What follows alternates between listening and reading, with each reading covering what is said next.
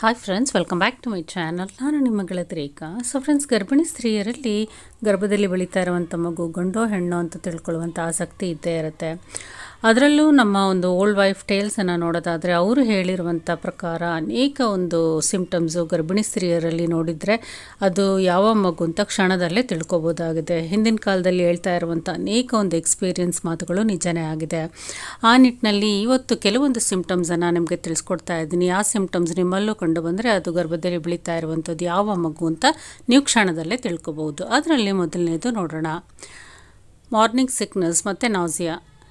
3 months 4 months 5 ಮಂತ್ಸಲ್ಲಿ ಒಂದು morning sickness ಅನ್ನೋದು ತುಂಬಾ ಜಾಸ್ತಿ ಇದೆ, ಒಂದು ವಾಮಿಟಿಂಗ್ ಸೆನ್ಸೇಷನ್ ಅನ್ನೋದು ಇದೆ, ತುಂಬ ಟಯರ್ಡ್ನೆಸ್ ಅನ್ನೋದು ಇದೆ ಅಂತ ಆದರೆ ಅಂಥವ್ರಿಗೆ ಹೆಣ್ಣು ಮಗು ಆಗುವಂಥ ಸಿಂಪ್ಟಮ್ಸ್ ಜಾಸ್ತಿ. ಯಾರಿಗೆ ಒಂದು ವಾಮಿಟಿಂಗ್ ಸಿಕ್ನೆಸ್ ನಾಸಿಯಾ ಅನ್ನೋದು ಜಸ್ಟ್ ಸ್ಟಾರ್ಟಿಂಗ್ ಒಂದು 2 months 3 monthsವರೆಗೂ ಇದ್ದು ಆಮೇಲೆ ಯಾವುದೇ ಒಂದು ಮಾರ್ನಿಂಗ್ ಸಿಕ್ನೆಸ್ಸು, ನಾಸಿಯಾ, ಹೊಟ್ಟೆ ತೊಳಿಸುವಂಥದ್ದು, ವಾಮಿಟಿಂಗ್ಸು ಯಾವುದು ಇರೋದಿಲ್ಲ, ನಾರ್ಮಲ್ಲಾಗೇ ಇರ್ತಾರೆ ಫುಲ್ ಪ್ರೆಗ್ನೆನ್ಸಿಯಲ್ಲಿ ಅಂತ ಅನ್ನೋರಿಗೆ ಒಂದು ಬೇಬಿ ಆಗುವಂಥ ಚಾನ್ಸಸ್ಸು ಜಾಸ್ತಿ ಇರುತ್ತೆ. ಜಾಸ್ತಿ ಒಂದು ಮಾರ್ನಿಂಗ್ ಸಿಕ್ನೆಸ್ ಇರುವಂಥವ್ರಿಗೆ ಹೆಣ್ಣು ಮಗು ಆಗುವಂಥ ಸಾಧ್ಯತೆಗಳು ಜಾಸ್ತಿ ಇರುತ್ತೆ. ಇದು ನನ್ನ ಓನ್ ಸಿಂಪ್ಟಮ್. ನನಗೆ ಯಾವುದೇ ರೀತಿಯಾದಂಥ ಒಂದು ವಾಮಿಟಿಂಗ್ಸ್ ಆಗ್ಬೋದು, ಹೊಟ್ಟೆ ತೊಳಿಸುವಂಥದ್ದು ಒಂದು ದಿನವೂ ಸಹ ಇರಲಿಲ್ಲ. ನನಗೆ ಗಂಡು ಮಗುನೇ ಆಗಿದೆ. ಮುಂದಿನ ಒಂದು ಸಿಂಪ್ಟಮ್ಸ್ ನೋಡೋದಾದರೆ ಫುಡ್ ಕ್ರೇವಿಂಗ್ಸ್ ಅನ್ನೋದು ಒಬ್ಬೊಬ್ಬ ಗರ್ಭಿಣಿ ಸ್ತ್ರೀಯರಲ್ಲೂ ಒಂದೊಂದು ರೀತಿ ಇರುತ್ತೆ. ಅದರಲ್ಲೂ ಗರ್ಭದಲ್ಲಿ ಗಂಡು ಮಗು ಬೆಳೀತಾ ಇದೆ ಅಂತ ಅನ್ನೋರಿಗೆ ಜಾಸ್ತಿ ಹೊಸ ರೀತಿಯಾದ ಟೇಸ್ಟನ್ನು, ಒಂದು ಫುಡ್ಡನ್ನು ಟೇಸ್ಟ್ ಮಾಡಬೇಕು ಅಂತ ಕ್ರೇವಿಂಗ್ಸ್ ಜಾಸ್ತಿ ಇರುತ್ತೆ. ಒಂದು 6 months 7 months 8 months ಆದಮೇಲೆ ಈ ಒಂದು ಕ್ರೇವಿಂಗ್ಸ್ ಅನ್ನೋದು ಜಾಸ್ತಿ ಆಗುತ್ತೆ. ಒಂದು ಸ್ಪೈಸಿ ಫುಡ್ ಆಗಿರ್ಬೋದು, ಸಾಲ್ಟಿ ಫುಡ್ ಆಗಿರ್ಬೋದು, ಈ ರೀತಿ ಒಂದು ವೆರೈಟಿ ಫುಡ್ಡನ್ನು ಟೇಸ್ಟ್ ಮಾಡಬೇಕು ಅಂತ ಕ್ರೇವಿಂಗ್ಸು ಜಾಸ್ತಿ ಇರುತ್ತೆ. ಅದೇ ಹೆಣ್ಣು ಮಗು ಆಗುವಂಥವ್ರಿಗೆ ಜಾಸ್ತಿ ಸ್ವೀಟ್ಸ್ ಅನ್ನೋದು ಲೈಕ್ ಆಗುತ್ತೆ ಅಂತ ಹೇಳ್ತಾರೆ. ಮೂರನೇ ಮುಖ್ಯವಾದ ಸಿಂಪ್ಟಮ್ ಅಂತ ನೋಡೋದಾದರೆ ಸ್ಕಿನ್ನಲ್ಲಿ ಆಗುವಂಥ ಬದಲಾವಣೆಗಳು. ಸ್ಕಿನ್ನಲ್ಲಿ ಒಂದು ಡ್ರೈನೆಸ್ ಅನ್ನೋದು ಕಾಣಿಸ್ಕೊಳ್ಳುವಂಥದ್ದು, ನಮಗೆ 6 months 7 months 8 ಮಂತ್ಸಲ್ಲಿ ಒಂದು ಸ್ಕಿನ್ ಡ್ರೈನೆಸ್ ಆಗುವಂಥದ್ದು, ಸ್ಕಿನ್ನಲ್ಲಿ ಒಂದು ಶೈನಿಂಗ್ ಇಲ್ಲದೆ ಇರುವಂಥದ್ದು, ಕಳ್ಕೊಳ್ಳುವಂಥದ್ದು, ಮುಖದಲ್ಲಿ ಒಂದು ಕಳೆನೇ ಇರೋದಿಲ್ಲ ಗರ್ಭಿಣಿ ಸ್ತ್ರೀಗೆ, ಸ್ಕಿನ್ನಲ್ಲಿ ಡ್ರೈನೆಸ್ಸು, ಕೆಲವೊಂದು ಸಲ ಕೆಲವರಿಗೆ ಇಚ್ಚಿಂಗ್ ಅನ್ನೋದು ಕೈಯಲ್ಲಿ ಕಾಲಲ್ಲಿ ಕಾಣಿಸ್ಕೊಳ್ಳುವಂಥದ್ದು. ಈ ರೀತಿ ಸ್ಕಿನ್ನಲ್ಲಿ ನಿಮಗೆ ಚೇಂಜಸ್ಸು ಕಂಡು ಬಂದರೆ ಅಂಥವ್ರಿಗೆ ಗಂಡು ಮಗು ಆಗುವಂಥ ಚಾನ್ಸಸ್ಸು ಜಾಸ್ತಿ ಇರುತ್ತೆ. ಕೆಲವೊಂದು ಸಲ ಕುತ್ತಿಗೆಯಲ್ಲಿ ಬ್ಲ್ಯಾಕ್ನೆಸ್ ಅನ್ನೋದು, ಬ್ಲ್ಯಾಕ್ ಪಿಗ್ಮೆಂಟೇಷನ್ ಅನ್ನೋದು ಬರುವಂಥದ್ದು, ಈ ರೀತಿ ಚೇಂಜಸ್ಸು ನಿಮ್ಮ ಸ್ಕಿನ್ನಲ್ಲಿ ಕಂಡುಬರುತ್ತೆ. ಪ್ರೆಗ್ನೆನ್ಸಿಯಲ್ಲಿ ನಿಮಗೆ ಹೇರ್ ಗ್ರೋತ್ ಅನ್ನೋದು ಅಷ್ಟಾಗಿ ಇರೋದಿಲ್ಲ. ಕೆಲವೊಂದು ಸಲ ಹೇರ್ ಫಾಲ್ ಆಗುತ್ತೆ, ಕೆಲವೊಂದು ಸಲ ಹೇರ್ ಗ್ರೋತ್ ಅನ್ನೋದು ಆ್ಯಾವ್ರೇಜ್ ಆಗಿರುತ್ತೆ ಅಥವಾ ಸ್ಟಾಪ್ ಆಗಿರುತ್ತೆ. ಹೇರ್ಸ್ ಅನ್ನೋದು ಶೈನಿಂಗನ್ನು ಕಳ್ಕೊಳ್ಳುತ್ತೆ. ಇದು ಒಂದು ಗಂಡು ಮಗುವಿನ ಸಿಂಪ್ಟಮ್ ಅಂತ ಹೇಳ್ಬೋದು. ಮುಂದಿನ ಒಂದು ಇಂಪಾರ್ಟೆಂಟ್ ಸಿಂಪ್ಟಮ್ ಅಂತ ಹೇಳಿದ್ರೆ ಬೇಬಿ ಬಂಪ್ ಅನ್ನೋದು ನಿಮಗೆ 4 months 5 months ಆದರೂ ಅಷ್ಟಾಗಿ ಕಂಡು ಬರೋದೇ ಇಲ್ಲ. ಅದೇ ಹೆಣ್ಣು ಮಗುಗಾದರೆ 3 months 4 monthsಗೆ ಬೇಬಿ ಬಂಪ್ ಅನ್ನೋದು ಚೆನ್ನಾಗೇ ಕಾಣಿಸ್ತಾ ಇರುತ್ತೆ. ಕೆಲವೊಂದು ಸಲ 5 months ಆದರೂ ಬೇಬಿ ಬಂಪ್ ಅನ್ನೋದು ಗೊತ್ತಾಗೋದೇ ಇಲ್ಲ. ಎಷ್ಟೋ ಜನ ಅವರು ನಾನು ಪ್ರೆಗ್ನೆಂಟ್ ಅಂತ ಹೇಳಿದೆ, ಅವರು ಗರ್ಭಿಣಿ ಅಂತ ಬೇರೆಯವ್ರಿಗೆ ಗೊತ್ತಾಗೋದೇ ಇಲ್ಲ. ಬೇಬಿ ಬಂಪ್ ಅನ್ನೋದು ತುಂಬ ಚಿಕ್ಕದಾಗಿ ಇರುತ್ತೆ ಗಂಡು ಮಕ್ಳಿಗಾದರೆ. 7 8 9ನೇ ತಿಂಗಳಲ್ಲೂ ಸಹ ಗರ್ಭ ಅನ್ನೋದು ತುಂಬ ಚಿಕ್ಕದಾಗಿ ಇರುತ್ತೆ, ಚಿಕ್ಕ ಸೈಜಲ್ಲಿ ಇರುತ್ತೆ. ಅದು ಲೋಯರ್ ಆಗಿ ಇರುತ್ತೆ ಮತ್ತು ಓವಲ್ ಶೇಪಲ್ಲಿ ಇರುತ್ತೆ.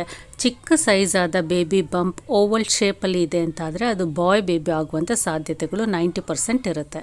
ಇನ್ನು ಹೆಣ್ಣು ಮಕ್ಕಳು ಇರೋರಿಗಾದರೆ ಬೇಬಿ ಬಂಪ್ ಅನ್ನೋದು ತುಂಬ ದೊಡ್ಡದಾಗಿರುತ್ತೆ. ಎದೆ ಭಾಗದಿಂದ ಹಿಡಿದು ಕೆಳಗಿನವರೆಗೂ ಓವಲ್ ಅಲ್ಲ, ಗೋಲಾಕಾರದಲ್ಲಿ ರೌಂಡ್ ಶೇಪಲ್ಲಿ ಇರುತ್ತೆ, ದೊಡ್ಡ ಆಕಾರವಾಗಿ ಇರುತ್ತೆ. ಅಂಥವ್ರಿಗೆ ಹೆಣ್ಣು ಮಗು ಆಗುವಂಥ ಸಾಧ್ಯತೆಗಳು ಜಾಸ್ತಿ. ಇನ್ನು ಮುಂದಿನ ಒಂದು ಸಿಂಪ್ಟಮ್ ಅಂತ ಹೇಳೋದಾದರೆ ಇದು ಫನ್ನಿ ಅಂತ ಅನಿಸ್ಬೋದು, ಬಟ್ ಇದು ಅನೇಕ ಕೇಸ್ಗಳಲ್ಲಿ ನಿಜ ಆಗುತ್ತೆ. ಗರ್ಭಿಣಿ ಸ್ತ್ರೀಯರು ಜಾಸ್ತಿ ಒಂದು ಲೆಫ್ಟ್ ಸೈಡ್ ಟರ್ನ್ ಮಾಡಿ ಮಲಗೋದಕ್ಕೆ ಪ್ರಿಫರ್ ಮಾಡ್ತಿದ್ದಾರೆ. ಲೆಫ್ಟ್ ಸೈಡೇ ಮಲಗಿ ಕಂಫರ್ಟಬಲ್ ಆಗಿ ಫೀಲ್ ಆಗ್ತಿದ್ದಾರೆ ಅಂದರೆ ಅಂಥವ್ರಿಗೆ ಗಂಡು ಮಗು ಆಗುವಂಥ ಸಾಧ್ಯತೆಗಳು ಜಾಸ್ತಿ ಅಂತ ಹೇಳ್ಬೋದು. ಇನ್ನು 9th month ಸ್ಕ್ಯಾನಿಂಗ್ ರಿಪೋರ್ಟಲ್ಲಿ ಬೇಬಿ FHR ಫೀಟಲ್ ಹಾರ್ಟ್ ರೇಟನ್ನು ನೋಡೋದಾದರೆ ಅದು 140 145ಗಿಂತ ಕಡಿಮೆ ಇತ್ತು ಅಂತಾದರೆ ಒಂದು ಬೇಬಿ ಅಂತಲೂ ನೀವು ಪ್ರೆಡಿಕ್ಟನ್ನು ಮಾಡ್ಬೋದು. ಅದೇ ಗರ್ಲ್ ಬೇಬಿಗಾದರೆ 145 150 ಎಬೋ ಇರುತ್ತೆ ಅಂತಲೂ ಹೇಳ್ತಾರೆ. ಮುಂದಿನ ಒಂದು ಸಿಂಪ್ಟಮ್ ನೋಡೋದಾದರೆ ಮೂಡ್ ಸ್ವಿಂಗ್ಸ್ ಅನ್ನೋದು ತುಂಬಾ ಚೇಂಜಸ್ ಆಗ್ತಾ ಇರುತ್ತೆ. ಬೇಬಿ ಇರೋರ್ಗಾದರೆ ಮೂಡ್ ಸ್ವಿಂಗ್ಸ್ ತುಂಬಾ ವೇರಿಯೇಷನ್ ಇರುತ್ತೆ. ಕೆಲವೊಂದು ಸಲ ಖುಷಿಯಾಗಿರ್ತಾರೆ, ಇಮಿಡಿಯೇಟಾಗಿ ಕೆಲವೊಂದು ಸಲ ಸ್ಯಾಡಾಗಿ ಹೋಗ್ತಾರೆ. ಈ ರೀತಿ ತುಂಬಾ ಮೂಡ್ ಸ್ವಿಂಗ್ಸ್ ಅನ್ನೋದು ಆಗ್ತಾಯಿದ್ರೆ ಅಂಥವ್ರಿಗೆ ಬೇಬಿ ಆಗುವಂಥ ಸಿಂಪ್ಟಮ್ಸ್ ಜಾಸ್ತಿ ಇರುತ್ತೆ ಅಂತ ಹೇಳ್ತಾರೆ. ಯಾಕೆಂದರೆ ಗರ್ಭದಲ್ಲಿ ಒಂದು ಮೇಲ್ ಹಾರ್ಮೋನ್ ಡೆವಲಪ್ ಆಗ್ತಾ ಇರೋದ್ರಿಂದ ಈ ರೀತಿ ಮೂಡ್ ಸ್ವಿಂಗ್ಸ್ ಅನ್ನೋದು ಗರ್ಭಿಣಿ ಸ್ತ್ರೀಯರಲ್ಲಿ ಕಂಡುಬರುತ್ತೆ.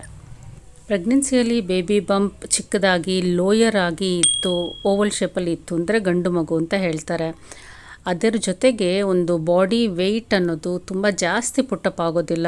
ಕಂಪ್ಲೀಟ್ ಒಂದು ಪ್ರೆಗ್ನೆನ್ಸಿ ಪೀರಿಯಡಲ್ಲಿ ಒಂದು 10 to 14 kgsವರೆಗೂ ಬಾಡಿ ವೆಯ್ಟು ಪ್ರೆಗ್ನೆಂಟ್ ಲೇಡೀಸ್ಗೆ ಜಾಸ್ತಿ ಆಗುತ್ತೆ ಬಾಯ್ ಬೇಬಿ ಆಗೋದಾದರೆ. ಅದೇ ಗರ್ಲ್ ಬೇಬಿ ಆಗೋರ್ಗಾದರೆ ಒಂದು ಬಾಡಿ ವೆಯ್ಟ್ ಅನ್ನೋದು ತುಂಬಾ ಜಾಸ್ತಿ ಪುಟ್ಟಪ್ ಆಗೋಗುತ್ತೆ. ನೀವು 8th month 9th ಮಂತಲ್ಲಿ ನೋಡಿದ್ರೆ ನಾರ್ಮಲ್ ವೆಯ್ಟ್ ಮುಂಚೆ ಫಸ್ಟ್ ಸ್ಟಾರ್ಟಿಂಗಲ್ಲಿ ಎಷ್ಟು ವೆಯ್ಟ್ ಇದ್ರೋ ಅದಕ್ಕಿಂತ ಒಂದು 20 kgs ಅಷ್ಟು ಜಾಸ್ತಿ ಆಗಿದ್ದಾರೆ. ತುಂಬಾ ಒಂದು ವೆಯ್ಟ್ ಪುಟ್ಟಪ್ ಆಗಿದ್ದಾರೆ ಲಾಸ್ಟ್ ಮಂತಲ್ಲಿ, ಲಾಸ್ಟ್ ಟ್ರೈಮಿಸ್ಟರಲ್ಲಿ ಅಂತ ಹೇಳಿದ್ರೆ ಅಂಥವ್ರಿಗೆ ಗರ್ಲ್ ಬೇಬಿ ಆಗುವಂಥ ಚಾನ್ಸಸ್ ಜಾಸ್ತಿ ಇರುತ್ತೆ. ಅದೇ ಒಂದು ವೆಯ್ಟ್ ಪುಟ್ಟಪ್ ಅನ್ನೋದು 10 to 12 kgs 14 kgs ಅಷ್ಟೇ ಪುಟ್ಟಪ್ ಆಗಿದೆ ಅಂದರೆ ಅಂಥವ್ರಿಗೆ ಬಾಯ್ ಬೇಬಿ ಆಗುವಂಥ ಚಾನ್ಸಸ್ ಇರುತ್ತೆ. ಸೊ ಪ್ರತಿಯೊಬ್ಬ ಗರ್ಭಿಣಿ ಸ್ತ್ರೀಯರಲ್ಲೂ ಬೇರೆ ಬೇರೆ ರೀತಿಯಾದಂಥ ಚೇಂಜಸ್ಸು ಮಾರ್ಪಾಟುಗಳು ಉಂಟಾಗುತ್ತೆ. ಎಲ್ಲರಲ್ಲೂ ಎಲ್ಲ ಸಿಂಪ್ಟಮ್ಸು ಕಂಡುಬರುತ್ತೆ ಅಂತ ಹೇಳೋದಕ್ಕೆ ಆಗೋದಿಲ್ಲ. ಈ ಕೆಲವೊಂದು ಸಿಂಪ್ಟಮ್ಸ್ ಕಂಡು ಬಂದರೆ ಗಂಡು ಮಗು ಆಗುವಂಥ ಸಾಧ್ಯತೆಗಳು ಜಾಸ್ತಿ ಇರುತ್ತೆ. ಈ ವಿಡಿಯೋ ಇಷ್ಟ ಆಗಿದ್ರೆ ಲೈಕ್ ಮಾಡಿ, ಶೇರ್ ಮಾಡಿ, ಕಮೆಂಟ್ ಮಾಡಿ. Thank you.